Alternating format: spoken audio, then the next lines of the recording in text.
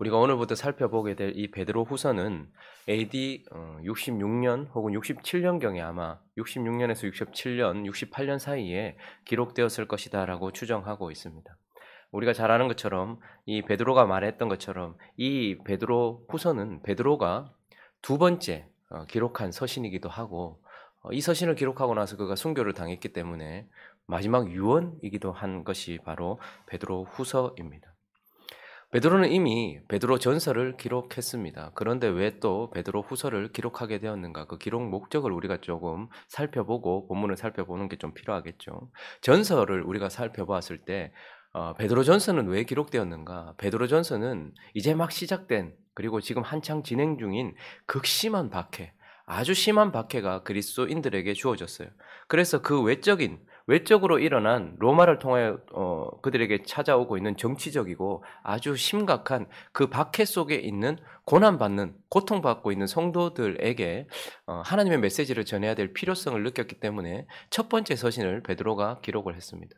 그리고 오늘 이 베드로 후서는요, 전서는 외적인 핍박 때문에 기록을 했다면 베드로 후서를 다시 기록해야 될, 두 번째 기록해야 될 이유는 지금 이제 내부적인 문제가 생겼어요. 내부적으로 베드로의 성도들, 베드로의 청중들에게도 거짓 교사들이 들어왔고 특별히 그 거짓 교사들에 의한 거짓 진리들, 비진리들이 교회를 힘들게 하고 있었다는 말이죠. 그래서 두 번째 서신을 기록했던 이유는 내부적인 어떤 거짓 진리나 비진리 때문에 흔들리고 있는 교회를 위하여 기록한 것입니다. 그래서 특별히 이 베드로 후서에서 지금 이 청중들이 어려움을 겪고 있는 것 중에 하나는, 비진리 중에 하나는 바로 재림이 없다라는 이야기였어요. 우리가 생각할 때는 이게 성도들이 왜 재림에 대해서 이렇게 했는가 생각해 볼지 모르겠지만 한번 가만히 생각해 보십시오. 구약 성경을 다 가지고 있는 것도 아니었을 것입니다. 그리고 신약 성경이 아직 완성되지도 않았어요. 그러니까 지금 이 시점이 AD 한 66년, 67년 이경이면 아직까지 복음서도 제대로 가지고 있지 못한 상황이기도 하고 요한계시록과 같은 것은 아직 기록도 되지 않은 상황입니다. 그러니까 이들에게 있어서는 그저 사도들이 얼핏 한 것 같았던 그 말, 주님이 다시 온다 하던데, 이 정도의 말만 가지고 있는 것이죠. 그러니까 현상적으로 바라봤을 때 지금 예수님이 죽었다가 다시 사시고 승천하신 지가 언젠데 아직까지도 아무 일도 일어나지 않는 것이죠. 거기다가 사도들이 하나하나 다 순교를 당하고 있는 그런 상황입니다. 그러니까 사도들이 했던 말에 대한 공신력도 떨어지는 거예요. 그러다 보니까 주님이 다시 온다더라, 그리고 마지막 심판이 있다더라, 이런 것에 대하여서 거짓 메시지들이 돌기 시작했던 것입니다. 재림은 없다. 그때나 지금이나 똑같다. 이렇게 되어버리고 심판은 없다. 이렇게 되어버린 것이죠. 그러다 보니까 재림에 대한 메시지, 재림에 대한 하나님의 메시지가 흔들리면 어떻게 될까요? 땅에 뿌리 박게 되어 있습니다. 재림에 대한 메시지가 제대로 우리 가운데서 역사하지 않으면 우리는 오실 주님을 기다리지 않고 오직 땅의 것에만 순종하게 되어 있고 땅의 것에만 신경 쓰게 되어 있는 것이죠. 거기다가 심판이 없다. 하나님께서 우리를 심판하실 것이라는 그 메시지가 우리 안에 살아 역사하지 않으면 어떻게 될까요? 하나님을 향해 달려가야 되는 우리의 거룩이 없어지는 거예요. 땅에 뿌리 박게 되고 거룩한 삶이 흔들리게 되는 것이죠. 굳이 내가 열심히 살아야 될 이유가 없잖아요. 그렇게 되어버린 것이죠.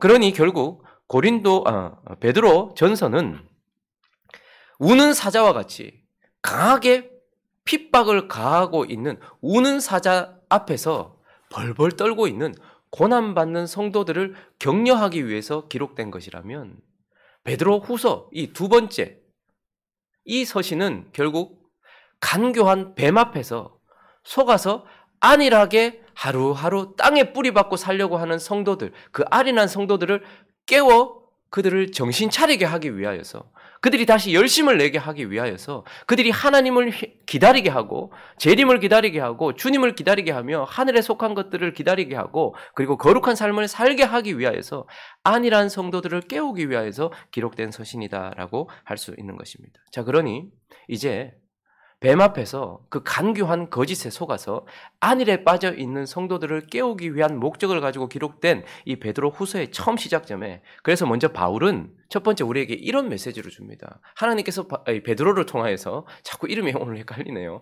베드로를 통하여서 먼저 우리에게 구원을 알라라고, 그렇게 구원에 대한 속성, 도대체 너희가 받은 구원, 우리가 가지고 있는 구원이 무엇인지 그것 좀 제대로 알아야 된다라고 우리에게 말씀하고 있습니다.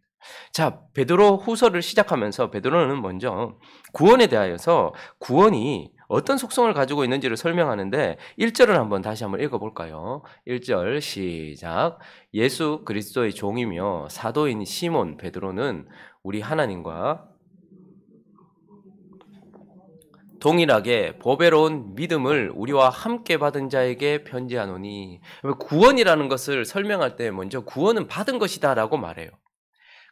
우리의 의가 아니고 우리 하나님 즉 구주 예수 그리스도의 의를 힘입어서. 그래서 우리 안에는 선한 것이 하나도 없습니다. 우리 안에는 의로운 것이 하나도 없어요. 그런데 타자 되시는 예수 그리스도가 의로우시고 그 의를 어떻게 해요? 우리에게 전가시켜 주셨어요. 그래서 그 의를 힘입어서 동일하게 뭘 받은 거예요? 보배로운 뭐를 받은 거예요? 믿음을 받았기 때문에 우리가 구원을 받은 것입니다. 그러니 우리는 예수 그리스도께서 성취하시고 이루신 그 의를 전가받아서 그 의로움 때문에 하나님이 믿음이라는 것을 우리에게 선물로 주셔서 믿음을 가지고서 구원받았다라고 설명을 하고 있죠. 그리고 3절은요. 우리가 믿음으로써 구원을 받았다라고만 설명하지 않고 읽어봅니다. 시작. 그의 신기한 능력으로 생명과 경건에 속한 모든 것을 우리에게 주셨으니. 또 이렇게 말하고 있어요. 자, 우리는 지금 믿음을 주신 하나님 때문에 그 믿음으로 의해서 구원을 받았어요. 이미 받았어요. 자, 그러니 이제 구원받았다는 것은 우리가 하나님 앞에 서 있을 수 있는 은혜를 받았다라는 것입니다. 하나님 앞에 살 수 있는 삶을 선물로 받았다라는 거예요. 그런데 또 하나님 뭘 주셨는가 하니까 그의 신기한 능력으로, 이 설명할 수 없는 신기한 능력으로 생명과 경건에 속한 모든 것을 우리에게 주셨다라고요. 삶을 두 부분으로 나눠본다면, 하나님 앞에 살아가는 우리에게 주어진 선물인 삶을 두 부분으로 나눠본다면 내부적인 그 삶 안에는 생명이 있을 것이고요. 하나님 앞에 살 수 있는 삶 안에는 또 외부적인 경건, 행위들이 있을 것입니다. 그러니까 저 말을 그냥 쉽게 번역을 해보면 그의 신기한 능력으로 우리에게 현재를 살아갈 수 있는 생명을 주셨으니, 이런 뜻입니다. 그러니까 먼저 구원을 주셨어요. 그리고 그 구원받은 자의 삶이 있잖아요. 그런데 그 삶을 살 수 있는 지금 우리에게 생명이 필요하단 말입니다. 그러니 하나님은 과거적으로 구원을 주셨고, 그리고 그 구원을 지금 현재적으로 살아갈 수 있는 생명을 주셨다는 말입니다. 그의 신기한 능력으로 생명을 주셨다라고 말씀하고 있어요. 그리고 4절을 또 보시면요.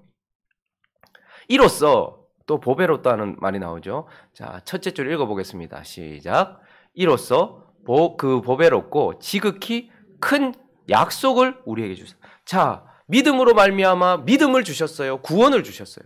자, 그리고 이제 구원받은 자가 믿음으로 살아갈 수 있도록 그 신기한 능력으로 지금 현재적으로 계속 생명을 주고 계세요. 그리고 또 뭐라고 말씀하십니까? 지극히 큰 약속을 주셨대요. 자, 현재적으로 하나님께서 우리에게 능력을 주셔서 살아갈 수 있는 그 생명이 있어요. 그런데 약속은 또 무엇입니까? 완성될 것이라는 것에 대한 보증이라는 말입니다.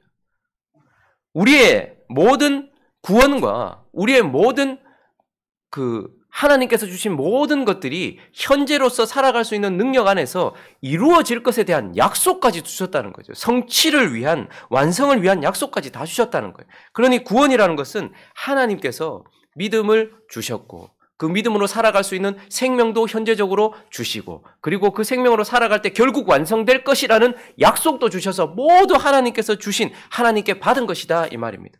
자, 그런데 이렇게 하나님께 받았기 때문에 우리는 아이고 뭐 가만히 있어도 되겠네.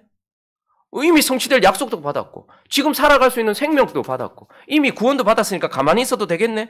완벽한 구원을 하나님께로 받았지만, 그러나 하나님은 4절에 다시 보시면 이걸 왜 주셨는가에 대하여서 우리에게 설명을 하고 있어요. 둘째 줄부터 읽어봅니다. 시작. 이 약속으로 말미암아 너희가 정욕 때문에 세상에서 썩어질 것을 피하여 신성한 성품에 참여하는 자가 되게 하려 하셨느니라. 무엇입니까? 하나님께서 우리에게 구원을 주셨어요. 믿음을 주셨어요. 생명도 주셨어요. 약속도 주셨어요. 그런데 그거 왜 주셨다는 말입니까? 가만히 있으라고 준 게 아니고 신성한 성품에 참여하는 자가 되게 하려고 주셨다는 거예요. 저기서 신성한 성품에 참여한다는 것은 우리가 신이 된다는 말이 아닙니다. 하나님께 속한 모든 것들, 그것을 우리 안에 이루도록 하나님께서 하신다는 말입니다. 그러니까 구원이라는 것은 받아서 이제 뭔가를 시작하려고 받은 것이란 말입니다. 사람이 무슨 가게를 계약하고 사람이 무슨 그 가게에 집기를 집어넣으면 그거 다 받았잖아요. 근데 그거 왜 주신 거예요? 이제 곧 장사를 시작하라고. 그거 주신 것처럼 신성한 성품에 참여하는 자가 되어서 하나님을 닮아가라고 주셨다 이 말입니다. 구원도, 그리고 지금 구원받은 자의 삶을 살아갈 수 있는 생명도, 그리고 그것의 완성에 대한 약속도 그 구원으로 하나님을 닮아가라고 주셨다라는 것이고, 10절도요. 읽습니다. 시작. 그러므로 형제들아 더욱 힘써 너희 부르심과 택하심을 굳게 하라. 이 말은 성취하라 이 말입니다. 그러니까 형제들아, 하나님께서 너에게 구원을 주셨잖아. 그러니까 어떻게 하라는 거야? 더 힘써서 이제 힘써야 돼. 지금까지 우리가 받은 건 우리 아무 힘 안 썼어. 우리가 할 것도 아무것도 없었어. 근데 하나님이 그걸 주셨으니까 이제 더욱 힘써서 부르심과 택하심, 그 모든 것을 굳게 하라, 성취하라, 이루어 나가라 라고 말씀을 하고 계시는 것입니다. 그러니 한번 보십시오. 하나님께서 우리에게 주신 믿음, 이것은 무엇입니까? 시작이라는 말이에요. 그러니까 믿음을 주셨다는 것은, 믿음은 홀로 있지 않습니다. 믿음은 소망과 사랑으로 나아가게 돼요. 믿음은 우리를 움직입니다. 그러니까 우리가 하나님 앞에 살 수 있는 구원의 삶의 시작점이 되는 믿음을 주신 것은 이제 이 믿음을 통해서 뭐 하라는 거예요? 나아가라고 주셨다라는 거예요. 믿음이 없으면 아무것도 못해요. 근데 믿음을 주셨으니 이제 믿음은 나아가는 시작점이라는 말입니다. 시작하고 나가야 된다. 그리고 생명도요. 여러분 한번 보십시오. 아기들이 제 자녀들도 봤을 때요. 저와 제 아내의 생명을 받았어요. 그 아이들의 특징이 무엇인지 압니까? 잠시도 가만히 있지 않아요. 그 받은 생명을 가지고 어떻게든 눈을 뜨려고 하고, 눈을 맞추려고 하고, 뭔가를 잡으려고 하고, 나중에는 앉으려고 하고, 엎드리려고 하고, 앉으려고 하고, 일어서려고 하고, 걸으려고 하고, 뛰려고 하고, 그리고 지금 또 스스로 뭔가를 하려고 하고, 끊임없이 생명은 뭐라는 거예요? 받은 생명이 시작해서 움직여서 점점점 나아가려고 하는 거예요. 성숙으로 나아가려고 하고 성장으로 나아가려고 하는 특징이 있는 것입니다. 그러니 구원이라는 것을 잘 보면 하나님이 주신 것인데, 그 주신 것은 전부 시작점에 속한 거예요. 믿음도 시작점에 속해 있어요. 생명도 시작점에 속해 있는 것이죠. 약속 자체가 보십시오. 약속이라는 것 자체가 뭡니까? 아직 내 손에 아무것도 없다는 걸 뜻하는 거예요. 하나님이 나를 완성시킬 것이라는 약속은 완성이라는 것을 받기 전에 받은 보증이라는 말입니다. 그러니까 하나님이 우리에게 구원을 주셨다라는 이 모든 것은 다 시작에 있고, 나아가야 될 지점에 있고, 뭔가 힘써야 될 상황 속에 있는 것이고, 그러므로 우리가 받은 구원이란 결국 하나님께 받아 힘써 애써 완성하고 성취하고 성장하고 성숙하며 나아가야 되는 속성을 가지고 있는 것이 바로 구원이다라는 것을 우리에게 베드로가 힘주어 설명하고 있는 것입니다. 그러니 저와 여러분이 구원을 받았다고 하면 구원받기 전보다 더 어떻게 되는 거예요? 지금이 더 활기차야 되는 거예요. 지금이 더 정신을 차려야 되는 거예요. 구원받았던 그 은혜만 머물러 있는 것이 아니라, 그렇기 때문에 그 믿음이 사랑과 소망으로 나아가고 그 생명이 끊임없이 움직이고 그 약속을 성취하기 위해서 계속해서 달려가는 것, 이것이 바로 구원의 속성이다. 그러므로 너희가 받은 구원을 알라라고 우리에게 말씀하고 있는 것입니다. 자, 그래서 자연적으로 오늘 본문이 우리에게 두 번째 교훈을 무엇을 주고 있습니까? 그 구원이 그렇다는 것을 안다면 어떻게 해야 되는 거예요? 구원을 힘쓰라라고 우리에게 강조하고 있는 것입니다. 구원을 받기 위해서 힘쓰는 것이 아니고요, 구원을 받았기 때문에 힘쓰는 것입니다. 구원받지 않은 자가 구원받기 위해서 힘쓰는 것은 죄예요. 하나님 이외에는 우리를 구원하실 수 있는 분이 없습니다. 내게는 아무것도 없어요. 그런데 구원받은 자는, 여러분, 그래서 우리가 하늘은 스스로 돕는 자를 돕는다라는 말을 아시죠? 이 말이 맞는 말입니까? 틀린 말입니까? 하늘은 스스로 돕는 자를 돕는다. 이 말은 하늘은, 그러니까 하나님이라고 해석을 해보면 하나님은 스스로 돕는 자를 돕는다. 이걸 구원받기 전에 적용한다면 틀린 말입니다. 맞습니까? 내가 아무리 노력을 해도 구원은 내 노력으로 이룰 수 있는 게 아니란 말입니다. 그러니 하늘은 스스로 돕는 자를 돕는다라는 말은 구원받기 전에 사람에게 적용을 시키면 틀린 말이에요. 그런데 이 말은 또 맞는 말이기도 합니다. 구원받은 자들에게는 어떻습니까? 하나님은 구원받았기 때문에, 믿음을 주셨기 때문에, 생명을 주고 계시기 때문에, 약속을 주셨기 때문에 그 믿음을 가지고서 나아가는 자를 돕는 거예요. 구원받았는데 나는 믿음 받았으니까 아무것도 안 해도 돼라고 가만히 있는 것이 아니고, 구원을 받았기 때문에 기도도 하고요, 구원을 받았기 때문에 예배도 드리고요, 구원을 받았기 때문에 하나님께 뭔가를 자꾸 배우고요, 힘쓰고 애쓰는 거예요. 그러니 구원을 받았다라면 이제 이 구원을 받았기 때문에 힘쓰라라고 말하면서 5절은 이렇게 이야기합니다. 5절 읽어보겠습니다. 시작. 그러므로 너희가 더욱 힘써 너희 믿음의 덕에 지식을. 자, 그래서 이제 너희가 믿음을 받았잖아. 생명을 가지고 있잖아. 약속을 받았잖아. 그러니까 너희가 받은 그 믿음, 여기 믿음의 이건 기초예요. 이거는 우리가 스스로 도울 수 없는 하나님이 주셔야지만 되는 기초고 시작이고 토대고 그런 것들이죠. 그런데 이제 그러니 그 믿음에 뭘 하는 거예요? 덕을 쌓도록 하라는 거예요. 덕이라는 말은 탁월한 윤리성을 말하는 것이죠. 그런데 이건 인간적 수준의 도덕적 윤리 이걸 말하는 것이 아니고 하나님이 인정하는 행위를 말할 때 덕이라고 합니다. 저 사람이 덕스럽다라고 할 때는요. 하나님이 인정하는 행위를 덕스럽다고 해요. 그래서 이 땅에 계셨던 분 중에 가장 덕스러운 분이 누굴까요? 예수 그리스도예요. 근데 그 예수 그리스도의 행위를 가끔씩 사람은 이해하지 못할 때가 많아요. 왜냐하면 하나님 앞에서 탁월한 윤리성이기 때문에 그래요. 그러니까 덕이라고 한다면 믿음이라는 것은 보이지 않아요. 우리 속에 믿음이 있는지 없는지 우리는 눈으로 볼 수 없습니다. 그런데 그 믿음이 살아있는 것이라면 하나님 앞에서 살아가는 탁월한 윤리성의 삶인 덕으로 드러나는 거죠. 그러니까 덕은 행위와 관련이 있는 것이고 이 행위는 어떻게 해요? 하나님이 인정하는 행위라는 말입니다. 말씀에 부합하는 행위라는 말이죠. 그러니 너희가 믿음에 이제 어떻게 하라는 거예요? 자꾸 믿음만 있다고 말하지 말고 그 믿음이 역사해서 하나님이 인정하시는 삶을 살아라는 거예요. 여기까지 나아가라는 거예요. 그러니 지금 이 5절은 하나님 앞에서 우리가 애써야 될 부분, 하나님 앞에서 애써야 될 부분이 이제 믿음, 그리고 그 믿음의 덕, 하나님이 인정하시는 행위, 그리고 저기서 그 덕에 또 어떻게 하라는 거예요?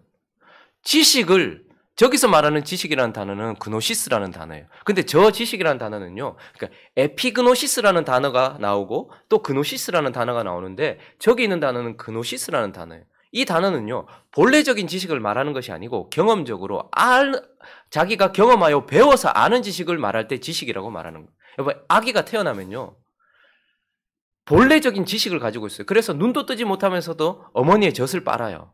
그리고 어머니 품에 안겨 있으면 애가 안정을 누려요. 그러니까 이게 어머니다 가르쳐주지 않아도 본래적으로 태어나자마자 가지고 있는 지식이 있는 거죠. 그걸 에피그노시스라고 해요.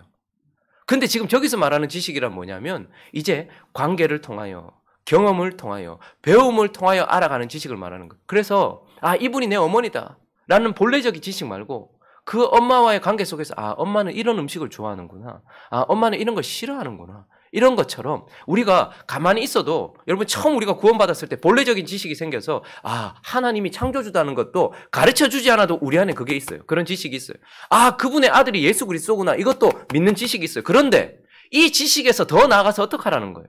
그 믿음 때문에 얻은 지식에서 더 나아가서 그분과의 관계, 배움, 우리의 삶, 덕스러운 행위 이런 것들을 통하여서 예수 그리스도를 알아가라는 말이에요.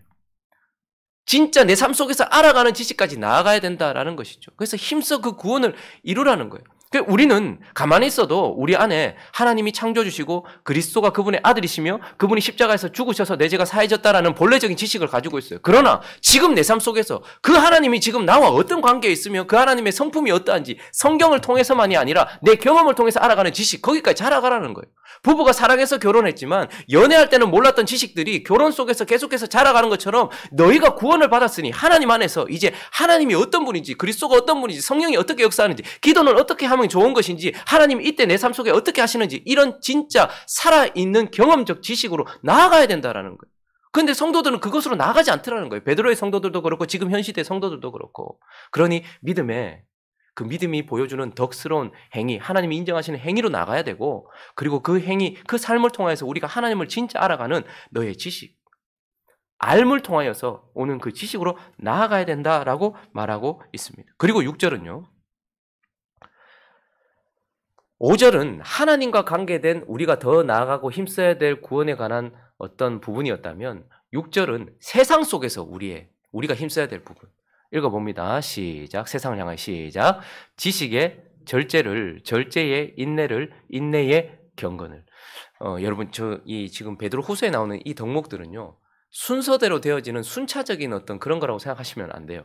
그러니까 믿음, 그러니까 내한테 더 이상 인내를 요구하지 마라. 나는 아직 절제가 안 됐으니까. 내한테 절제를 요구하지 마라. 나는 아직 지식이 안 됐으니까. 이렇게 순서적으로 있는 것이 아니라 하나님께 주신 믿음 안에서 우리 안에 그분을 닮아가는 성품 모든 요소들을 다 지금 이야기를 하는 거예요. 근데 순서라기보다는 논리적인 순서라기보다는 이 모든 덕목들을 얘기하는데 지금 제가 설명하는 것은 절대적인 것은 아닙니다. 저는 처음 아까 5절은 하나님과 관련된 우리가 발전해야 되고 나아가야 될 부분들을 말씀드렸고 지금 저는 그렇게 해석을 하고 있는 거예요. 6절은요. 세상 앞에서 우리가 더 이 믿음으로 말미암아 더 발전되고 성장하고 했어야 될 부분이 이런 부분이다. 그러니까 지식에 이제 뭘 더하라는 거예요?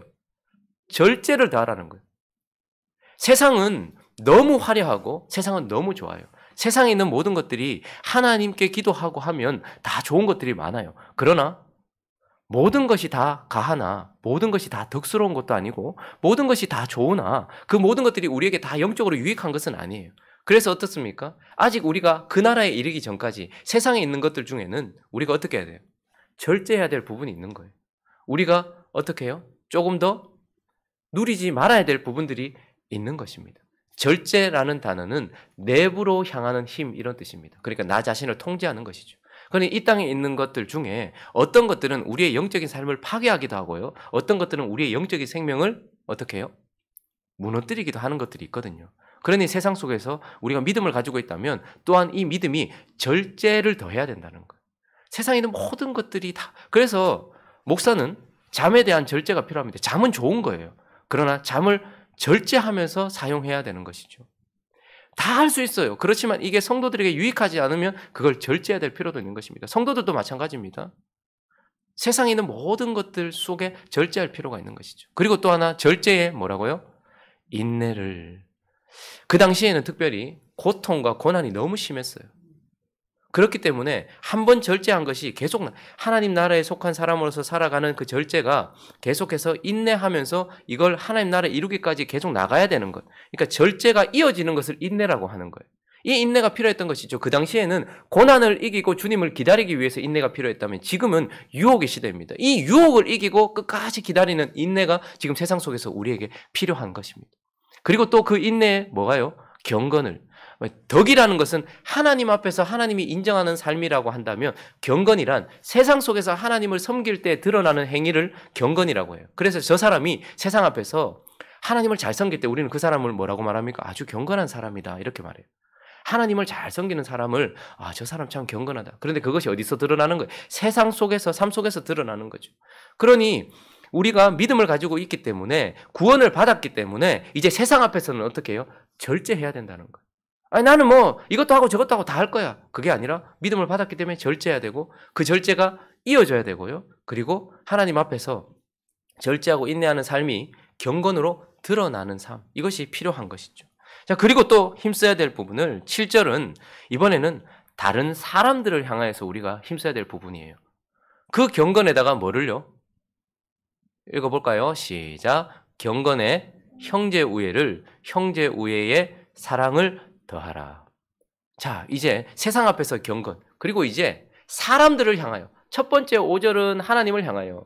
6절은 세상을 향하여. 그리고 7절은 사람들을 향하여 특별히 형제 우애. 형제 우애라는 단어는 필라델피아라는 단어인데 이것은 특별히 영적인 형제 자매를 말하는 것입니다. 같은 아버지를 모시고 같은 영, 성령을 받은 자들 안에 그러니까 우리 성도들 안에 성도들을 서로 사랑하라라는 것이죠.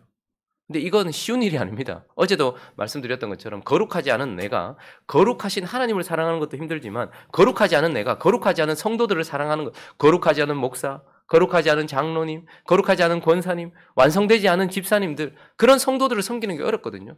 그런데 어떻게 하라는 거예요? 그 믿음이 형제 우애로 나아가야 된다라고 말하고 이제 그 형제 우애는 또 어디까지 나가는 거예요? 사랑. 저기는 우리가 잘 아는 아가페입니다. 그러니 원수도 포함되고요. 믿지 않는 자도 포함되고요. 악한 자도 포함되고 끝까지 하나님께 돌아오지 않는 자까지도 포함돼요. 그런데 그들까지도 어떻게 하라는 거예요? 사랑하라. 여기까지 나아가라라고 우리에게 말씀하고 있는 것입니다. 이제 바울은 안일하게 엎어져 있는 성도들에게 뱀에게 속아서 안일하게 엎어져 있는 성도들에게 야 우리가 받은 구원의 속성이 뭐냐? 결코 가만히 있을 수 없다. 더욱 힘써야 된다라고 말하면서 이 베드로 후서를 시작하고 있는 것입니다. 말씀을 정리하겠습니다. 여러분 요즘에 TV에 보니까요. 그 가수 어떤 좋아하는 가수가 있는데 그 사람의 노래를 이렇게 부르는데요. 그 원 가수보다 더 원 가수처럼 부르는 사람들이 있더라고요. 자기가 너무 그 가수를 좋아해요. 예전에는 자기가 좋아하는 가수의 노래를 잘 부르는 것이 덕이었어요. 와, 저 사람 진짜 노래 잘한다. 그런데 요즘은 자기가 좋아하는 가수의 노래를 그 가수와 똑같이 부르는 사람들이 있더라고요. 그 사람들을 끊임없이 똑같아지려고, 같아지려고 연습하고 훈련하더라고요. 그러니까 듣는 사람들이 이게 진짜 그 가수인가? 아니면 딴 사람인지 이해하지 못하는. 뉴스나 신문에 이렇게 보면요. 자기가 좋아하는 연예인이 있는데 그 사람하고 같아지려고 성형수술을 막 몇 번씩 하고 끊임없이 만족하지 못해서 또 수술하고 또 수술하고 하더라고요. 제가 처음에는 그런 걸 보면서 아유 한심한 것들 이렇게 생각했어요. 근데 하나님이 최근에 이 베드로후서 묵상하는데 너는 저 사람들보다도 못하다.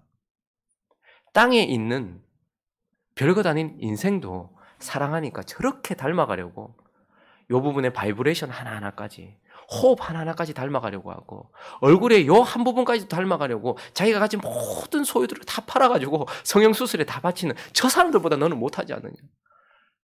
그리스도를 사랑한다고 하면서 그리스도가 너를 위해서 다 주었다고 말하면서 그래서 그분을 닮아가는 것이 사명이라고 말은 하면서 그리스도를 닮아가기 위해서 너는 얼마나 애쓰며 얼마나 수고하느냐. 얼마나 똑같아지려고 닮아가려고 노력하느냐. 세상에 있는 사람들보다 못하지 않느냐. 마음에 충격이 왔어요. 그러네. 가수 하나 좋아해도 저렇게 닮아가려고 애쓰는데 우리는 우리 주님 닮아가려고 애쓰고 수고하지 않는 우리의 모습. 베드로는 그런 성도들을 일깨우고 있는 것입니다. 이 연말에 우리가 받은 구원에 대해서 다시 생각하고 그리고 그 구원을 이루기 위하여 신성한 성품에 참여하여서 한 자락이라도 그분을 닮기 위해서 애쓰는 것이 구원이다라는 것을 기억하시면서 이 구원에 힘쓰는 저와 여러분 되시기를 예수 그리스도의 이름으로 축원합니다. 같이 한번 기도하겠습니다. 구원을 다시 한번 생각해 보십시오. 우리는 구원받기 위해서가 아니라 구원받았기 때문에 힘써야 될 것이라는 것을 기억하면서 믿음에 뭘 자꾸 더 해야 돼요.